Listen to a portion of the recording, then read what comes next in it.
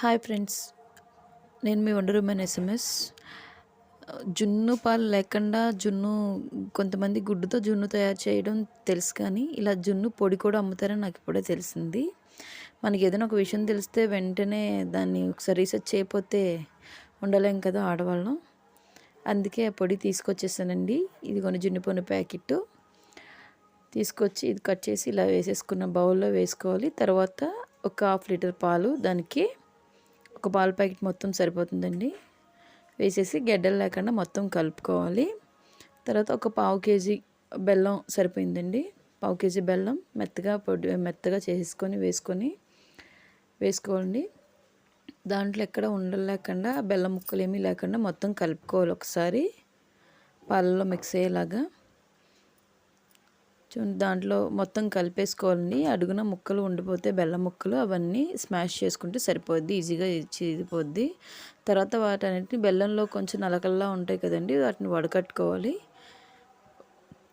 వడకట్టుకొని వేరే దాంట్లో తీసుకోవాలండి.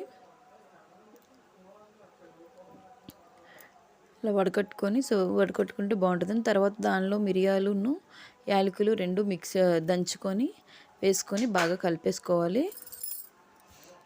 మిరియాలను యాలకులు వేసుకొని బాగా కలుపుకోవాలి. తర్వాత స్టవ్ మీద ఒక మందపాటి గిన్నె కానీ ఏదైనా పెట్టుకొని, కుక్కర్ అయినా పెట్టుకోవచ్చు. దాని కుక్కర్ అయినా ఏదైనా పెట్టుకొని దాంట్లో చిన్న స్టాండ్స్ ఉంటాయి కదండి, ఆ చిన్న స్టాండ్ లాంటిది ఏదైనా పెట్టి ఒక గ్లాస్ వాటర్ వేసుకొని తర్వాత ఈ కలుపుకున్న మిశ్రమాన్ని దానిలో పెట్టుకోండి. ఆ గిన్నెలో పెట్టుకొని ఆవిరి బయటికి పోకుండా మొత్తం కవర్ చేసి గట్టిగా మూత పెట్టి ఏదైనా బరువు పెట్టుకుంటే ఆవిరి బయటకు పోకుండా ఉంటుంది. మూత పెట్టేసి ఆవిరంతా బయటకు పోకుండా మంటను మీడియం ఫ్లేమ్లో పెట్టి అలా ఒక అరగంట ఉంచితే జున్ను ప్రిపేర్ అయిపోతుందండి. జున్ను ఈజీగా తొందరగా ప్రిపేర్ అయిపోతుందండి. యాక్చువల్లీ తర్వాత జున్ను ప్రిపేర్ అయింది వీడియో క్లిప్ మిస్ అయిపోయిందండి. కానీ ఒక 1/2 అవర్ తర్వాత తీసి టేస్ట్ చేసి చూస్తే చాలా అంటే చాలా టేస్టీగా ఉందండి. మనకి రియల్ జున్ను పాలతో ఎలా ఉంటుందో టేస్ట్ అలాగే ఉంది.